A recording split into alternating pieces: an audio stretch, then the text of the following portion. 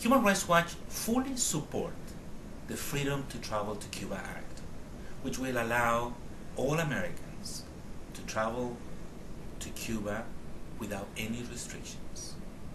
The current policy of banning Americans to travel to Cuba or restricting the right to travel to Cuba for Cuban Americans once every 3 years represents a violation of international human rights standards.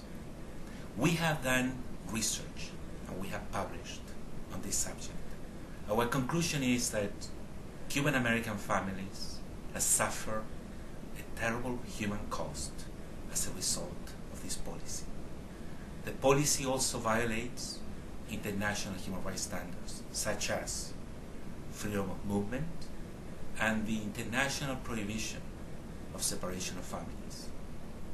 Hopefully, this new policy will bring some change in the relationship between Washington and La Habana, and that change will allow to exercise effective pressure to improve human rights conditions in Cuba. The current policy has fully failed to bring any change, and lifting these restrictions is the first step that we need to take to start a new policy of multilateral pressure on Cuba.